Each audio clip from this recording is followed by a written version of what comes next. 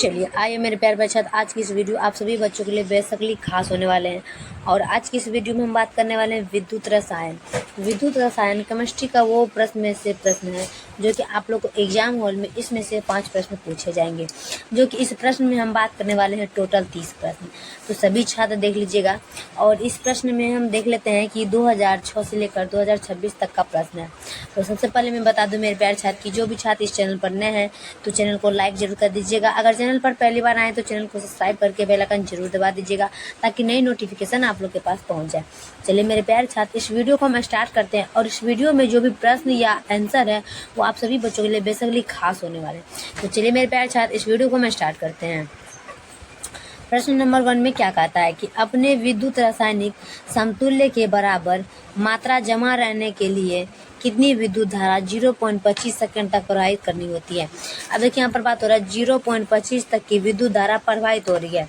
तो अपने क्या कर रहा है कि अपने विद्युत रासायनिक मतलब विद्युत रासायनिक समतुल्य बराबर मात्रा में जमा रहने के लिए वो विद्युत धारा को 0.25 सेकंड तक प्रवाहित करने मतलब आर पार करने के लिए रखा जाता है। इसका आंसर लगाना है। और आप लोग को एक बात बता दूं कि प्रश्न को हमेशा समझकर ही टिक लगाना है। हर प्रश्न को समझने के लिए 5 सेकंड का वक्त दिया जाता है। क्या कह रहा है कि अपने विद्युत रासायनिक समतुल्य के बराबर मात्रा जमा करने के लिए कितनी विद्युत धारा 0.25 सेकंड तक प्रवाहित करनी चाहिए। तो इसका आंसर होगा 4A। क्या होगा 4A। और आंसर लगाएंगे ऑप्शन नंबर बी में 4A। नेक्स्ट की बात कर लेते हैं हम दूसरा में कि विशिष्ट चालकता की इकाई क्या होता है। क्या कह रहा है कि विशिष्ट चालकता की इकाई क्या होता है। तो विशिष्ट चालकता की इकाई होता है OHM-1 सेंटीमीटर-1।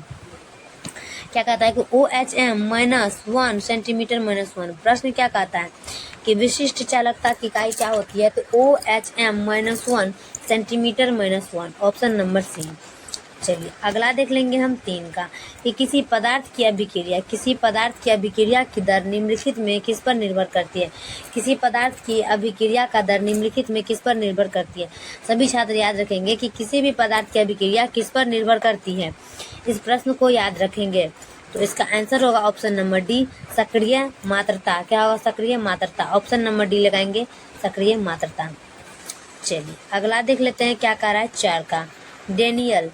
डेनियल सेल में होने वाली सेल अभिक्रिया क्या होती है। क्या कह रहा है कि डेनियल सेल में होने वाली सेल अभिक्रिया क्या होता है। 4 का सभी प्यारे छात्र देख लीजिएगा। प्रश्न क्या कहता है कि डेनियल सेल में होने वाली सेल अभिक्रिया क्या होता है। तो 4 का आंसर हो जाएगा Zn+Cu2 plus arrow Zn+2 plus Cu। प्रश्न क्या कहता है कि डेनियल सेल में होने वाली सेल अभिक्रिया हो जाती है Zn+Cu2 plus arrow 2n Zn2 plus Cu। Option number C. चलिए क्या कर रहा है ऑप्शन नंबर सी। चलिए अगला देख लेंगे हम 5 का कि सिल्वर नाइट्रेट के घोल में 108 ग्राम सिल्वर मुक्त करने के लिए विद्युत धारा प्रवाहित मतलब मात्रा की आवश्यकता होती है वो डैश होता है। क्या कह रहा है प्रश्न समझ लीजिए कि सिल्वर नाइट्रेट के घोल से 108 ग्राम सिल्वर मुक्त करने के लिए विद्युत धारा की जो मात्रा की आवश्यकता होती है वह क्या होती है। मतलब कि 108 ग्राम जो होता है सिल्वर नाइट्रेट की घोल है उसमें विद्युत धारा की मात्रा कितनी आवश्यकता होती है। तो 5 का देख लेना है। 5 का हो जाएगा आप लोग का 1 फैराडे। क्या होगा 1 फैराडे। 1 फैराडे की मात्रा जो होता है वो 108 ग्राम सिल्वर मुक्त करने के लिए काम आता है। तो इसका आंसर होगा ऑप्शन नंबर सी, 1 फैराडे। चलिए अगला देख लेंगे हम 6 नंबर में। विद्युत अपघटन की क्रिया में कैथोड पर क्या होता है कि विद्युत अपघटन की क्रिया में कैथोड पर क्या होता है। मतलब विद्युत की अपघटन जो क्रिया होती है वो कैथोड पर क्या कार्य करता है। तो 6 का आंसर हो जाएगा कि अवकरण। क्या होगा अवकरण। मतलब विद्युत अपघटन की क्रिया में कैथोड पर जो निर्भर करता है वो हो जाता है अवकरण। ऑप्शन नंबर बी लगाएंगे अवकरण। चलिए अगला देखते हैं हम 7 नंबर में। 7 में क्या कहता है कि प्रथम कोटि की कोई अभिक्रिया 32 मिनट में 75% पूरी हो जाती है, उसके 50 ग्राम प्रतिशत पूरी होने में कितना समय लगेगा। अब देखिए प्रश्न कहाँ तक आ चुका है। क्या कहता है कि प्रथम कोटि की कोई अभिक्रिया 32 मिनट में 75% पूरी हो जाती है, उसके 50% पूरी होने में कितना समय लगता है? मतलब 32 सेकंड में 75% पूरी होती है और 50 सेकंड में कितनी पूरी होगी? तो इस प्रश्न को थोड़ा आप लोग को समझकर हल करना है। तो प्रथम कोटि की कोई अभिक्रिया 32 मिनट में 75% पूरी हो जाती है, उसके 50% पूरा होने में कितना समय लगेगा? प्रश्न थोड़ा इजी है और इसे समझना भी जरूरी है। तो इसका आंसर होगा 16 मिनट। क्या हो जाएगा? 16 मिनट। इसमें से घटाते हैं 1 मिनट।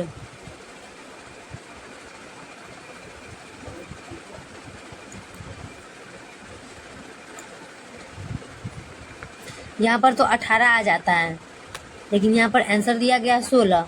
अगर इसमें से हम घटा रहे हैं 75 और 50 को, यहाँ हो जाता है 5 और यहाँ हो जाता है 7 में से 5 गया 2, 25 हो जाता है इसका। लेकिन आंसर दिया गया है,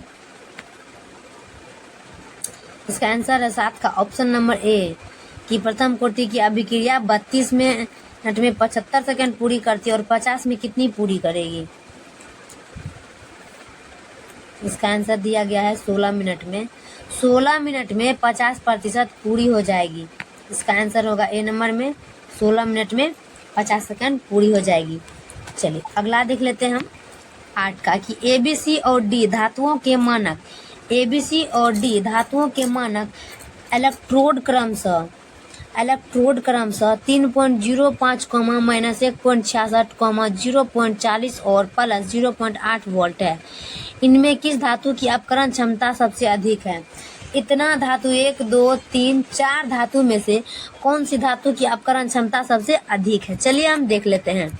तो प्रश्न में क्या कह रहा है कि ABC और D धातुओं के मानक इलेक्ट्रोड क्रमशः 3.05, -1.66, 0.40 और प्लस 0.8 वोल्ट है। इनमें से किस धातु की अपकरण क्षमता सबसे अधिक होती है? वो हो जाएगा ए मान का जो है ना, ए का सबसे ज्यादा होता है। इसका आंसर हो जाएगा ए। चलिए अगला देख लेते हैं हम 9 नंबर में कि निम्नलिखित में कौन सा सेल हाइड्रोजन एवं ऑक्सीजन के रासायनिक ऊर्जा को विद्युत ऊर्जा में बदलता है? क्या कह रहा है कि निम्नलिखित में कौन सा सेल हाइड्रोजन एवं ऑक्सीजन के रासायनिक ऊर्जा को विद्युत ऊर्जा में बदलता है? 9 का सभी छात्र देख लीजिएगा और फटाफट से टिक लगा दीजिएगा। 9 का आंसर हो जाएगा option number C. Option number C में ईंधन सेल। क्या हो जाएगा? ईंधन सेल। ऑप्शन नंबर सी लगाना है। प्रश्न क्या कहता है एक बार देख लेते हैं कि निम्नलिखित में कौन सा सेल हाइड्रोजन एवं ऑक्सीजन की रासायनिक ऊर्जा को विद्युत ऊर्जा में बदलता है? ईंधन सेल। इसका आंसर होगा ऑप्शन नंबर सी, ईंधन सेल। चलिए अगला देख लेते हैं हम 10 नंबर का। 10 में क्या कहता है कि निम्न में कौन सर्वाधिक ऑक्सीकरण अवस्था प्रदर्शित करता है? कि निम्न में कौन सर्वाधिक ऑक्सीकरण अवस्था प्रदर्शित करता है? सभी छात्र एक बार देख लीजिएगा कि निम्न में कौन सर्वाधिक ऑक्सीकरण अवस्था प्रदर्शित करता है। 10 का ऑप्शन नंबर डी लगाना है, मैग्नीशियम, Mg। क्या होगा? Mg मतलब मैग्नीशियम। चलिए अगला देख लेते हैं हम 11 का प्लेटिनम। क्या प्लेटिनम एक धातु है? प्लेटिनम इलेक्ट्रोड का इस्तेमाल करने तनु H2SO का वैद्युत अपघटन करने पर एनोड पर कौन सी गैस मुक्त होती है? प्रश्न क्या कर रहा है कि प्लेटिनम इलेक्ट्रोड का इस्तेमाल करके तनु H2SO का वैद्युत अपघटन करने पर एनोड पर कौन सी गैस मुक्त होती है? 11 का आंसर हो जाएगा, सभी मेरे प्यार साथ देख लीजिएगा, 11 का आंसर होगा O2। मतलब क्या हो जाएगा? O2। प्रश्न क्या कहता है कि प्लेटिनम इलेक्ट्रोड का इस्तेमाल करके तनु H2SO का वैद्युत अपघटन करने पर एनोड पर कौन सी गैस मुक्त होती है? तो वो हो जाएगा O2। Option number B. चलिए अगला देखेंगे हम 12 का कि cell ZnAnSO4 into CuSO4, Cu का विद्युत वाहक बल 1.10 वोल्ट है, उसका कैथोड क्या होगा? प्रश्न क्या कहता है कि ZnAnSO4 CuSO4, Cu का विद्युत वाहक बल 1.10 वोल्ट है, उसका कैथोड क्या हो जाएगा? उसका कैथोड क्या होगा मेरे प्यार छात्र? सभी छात्र देख लीजिएगा, उसका कैथोड हो जाएगा Cu मतलब कॉपर। ऑप्शन नंबर बी लगाएंगे, कॉपर। चलिए अगला प्रश्न की बात करें हम 13 का कि निम्नलिखित में कौन द्वितीयक सेल है। निम्नलिखित में कौन द्वितीयक सेल है, सभी छात्र देख लीजिएगा कि निम्नलिखित में कौन द्वितीयक सेल है। लेड स्टोरेज बैटरी, क्या होगा लेड स्टोरेज बैटरी का ऑप्शन नंबर बी लगाएंगे कि lead storage battery, option number B. चलिए 14 का कि एक फेराडे का विद्युत CuSO4 के घोल से, एक फेराडे का विद्युत CuSO4 के घोल से कितना ग्राम तांबा मुक्त होता है। कितना ग्राम तांबा मुक्त होता है, प्रश्न क्या कहता है कि एक फेराडे का विद्युत CuSO4 के घोल से कितना ग्राम तांबा मुक्त करता है। 14 का आंसर हो जाएगा 31.75 ग्राम तांबा CuSO4 में घोल के लिए मुक्त किया जाता है, ऑप्शन नंबर बी लगाएंगे कि 31.75। चलिए अगला देख लेते हैं हम 15 का, किस धातु का आयनन ऊर्जा सबसे कम है। किस धातु की आयनन ऊर्जा सबसे कम है, 15 का देख लेना है किस धातु की, वो जगह पी। क्या कह रहा है कि किस धातु की आयनन ऊर्जा सबसे कम होती है, पी से हो जाएगा इसका आंसर ऑप्शन नंबर डी। चलिए अगला देख लेते हैं हम 16 का कि निम्न में कौन लेंथोनाइड अणुचुंबकीय है। क्या करा कि निम्न में कौन लेंथोनाइड अणुचुंबकीय है। 16 का देख लेना है मेरे प्यारे साथ कि निम्न में कौन लेंथोनाइड अणुचुंबकीय है। 16 का हो जाएगा EU2+, ऑप्शन नंबर सी लगाएंगे EU2+। चलिए अगला देख लेंगे हम 17 का प्लेटिनम। प्रश्न क्या कहता है, प्लेटिनम इलेक्ट्रोड पर आयन पहले अपचयित होता है, जिला में क्या होता है। प्रश्न क्या कहता है कि प्लेटिनम इलेक्ट्रोड पर आयन पहले अपचयित होता है, फिर जिले में क्या होता है। तो इसका आंसर क्या हो जाएगा, इसका आंसर होगा Zn++ से। क्या होगा Zn++ से, ऑप्शन नंबर ए लगाएंगे Zn++ से। चलिए अगला देखेंगे 18 का कि निम्नलिखित में कौन सी प्रतिक्रिया संभव नहीं है कारण के लिए। क्या कारक, निम्नलिखित में कौन सी प्रतिक्रिया संभव नहीं है कारक के लिए। कारक के लिए कौन सी प्रक्रिया संभव नहीं है, तो वो हो जाएगा CaO+H2+Ca+H2O, ऑप्शन नंबर बी लगाएंगे कि CaO+H2+Ca+H2O, ऑप्शन नंबर बी। चलिए 19 का देख लेते हैं कि विद्युत रासायनिक श्रेणी के आधार पर तनु अम्लों से प्रतिक्रिया कर हाइड्रोजन नहीं प्रदान करने वाली धातुएं हैं। अब देखिए प्रश्न क्या कहता है कि विद्युत रासायनिक श्रेणी के आधार पर तनु अम्लों से प्रतिक्रिया कर हाइड्रोजन नहीं प्रदान करने वाली धातुएं हैं। 19 का सभी मेरे प्यार साथ देखिएगा और 19 का फटाक से टिक लगाना CuAgAu, कॉपर, आर्गन, आयरन। इसका आंसर हो जाएगा कि विद्युत रासायनिक श्रेणी के आधार पर तनु अम्लों से प्रतिक्रिया कर हाइड्रोजन नहीं प्रदान करने वाली धातुएं हैं, वो जगह CuAgAu, ऑप्शन नंबर बी। चलिए अगला देख लेते हैं हम 20 का कि निम्नलिखित में किस धातु के लवण के जलीय विलयन के विद्युत विच्छेदन से धातु प्राप्त किया जा सकता है। प्रश्न क्या कहता है कि निम्नलिखित में किस धातु के लवण के जलीय विलयन के विद्युत विच्छेदन से धातु प्राप्त किया जा सकता है। 20 का सभी मेरे प्यार साथ देखिएगा और 20 का आंसर हो जाएगा Ag। क्या हो जाएगा Ag, argon, option number D लगाएंगे Ag, आर्गन। चलिए 21 में कि तनु H2SO4 के विद्युत अपघटन द्वारा NTP पर 5600 सेंटीमीटर क्यूब ऑक्सीजन गैस बनाने के लिए कितनी विद्युत प्रयुक्त होती है।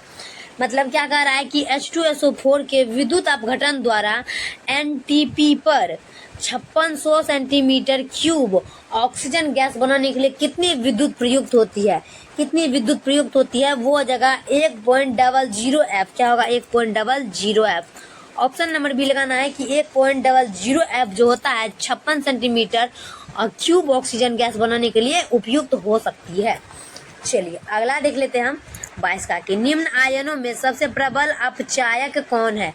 कि निम्न में सबसे प्रबल अपचायक कौन सा है, तो इसका आंसर होगा L- में हो जाएगा कि निम्न आयनों में सबसे प्रबल अपचायक कौन सा है, वो हो जाएगा L-। चलिए 23 का कि चार तत्वों ABC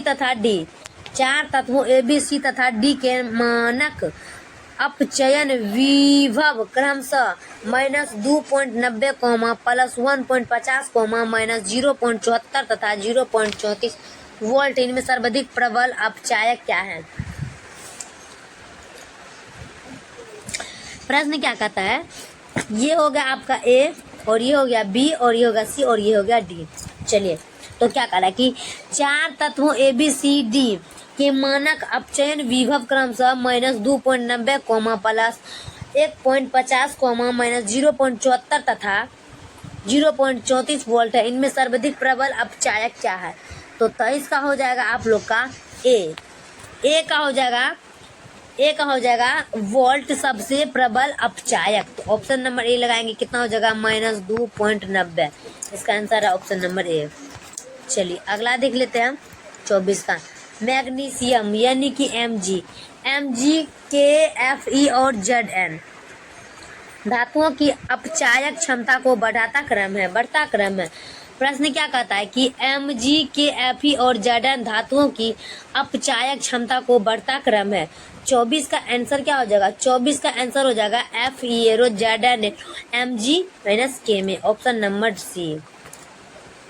चलिए 25 का। सेल स्थिरांक की इकाई होती है। क्या कह रहा है कि सेल स्थिरांक की इकाई होती है। सेल हो जाएगा सेंटीमीटर -1। सेल स्थिरांक की इकाई है, सेल सेंटीमीटर -1 की इकाई हो जाती है। चलिए अगला का बात कर लेते हैं हम 26 का। सर्वाधिक चालकता क्या होता है? प्रश्न क्या कर रहा है कि सर्वाधिक चालकता क्या होता है? तो सर्वाधिक चालकता होता है चांदी। चांदी जो होता है सबसे ज्यादा चालनीय चीज है। तो इसका क्या हो जाएगा? सर्वाधिक चालकता हो जाएगा चांदी, ऑप्शन नंबर सी। चलिए 27 का देख लेते हैं कि विशिष्ट चालकता के मान के बराबर होता है जब डैश होता है। क्या कह रहा है? विशिष्ट चालकता मतलब चांदी का मान चालकता के समान बराबर होता है तब डैश हो जाता है। प्रश्न क्या कहता है कि विशिष्ट चालकता का मान चालकता के मान के बराबर होगा तब डैश हो जाएगा। 27 का आंसर होगा स्लंग स्थिरांक का मान 1 हो। क्या स्लंग स्थिरांक का मान 1 हो, ऑप्शन नंबर बी। चलिए अगला देख लेते हैं हम 28 में कि 0.5 एम्पियर की विद्युत धारा 30 मिनट तक कॉपर सल्फेट CuSO4 के विलयन से प्रवाहित करने पर कितना कॉपर निक्षेपित होगा। प्रश्न क्या कहता है एक बार समझ लीजिए कि 0.5 एम्पियर की विद्युत धारा 30 मिनट तक कॉपर सल्फेट CuSO4 के विलयन से प्रवाहित करने पर कितना कॉपर निक्षेपित होगा। 28 का आंसर हो जाएगा ऑप्शन नंबर बी 0.296 ग्राम। 0.296 ग्राम, ऑप्शन नंबर बी लगाएंगे 0.296 ग्राम। चलिए 29 का देख लेते हैं हम। किसी विलयन की चालकता, क्या कह रहा है? किसी विलयन की चालकता समानुपाती होता है। क्या कह रहा है? किसी विलयन की चालकता समानुपाती होता है। 29 का सभी मेरे प्यार साथ देख लीजिएगा कि किसी विलयन की चालकता समानुपाती होता है वो जगह आयन की संख्या। आयन की संख्या में किसी भी आयरन का चालकता समानुपाती यानी कि एक दूसरे के बराबर हो जाता है। तो क्या कह रहा है कि किसी विलयन की चालकता समानुपाती होता है आयरन की संख्या, ऑप्शन नंबर बी।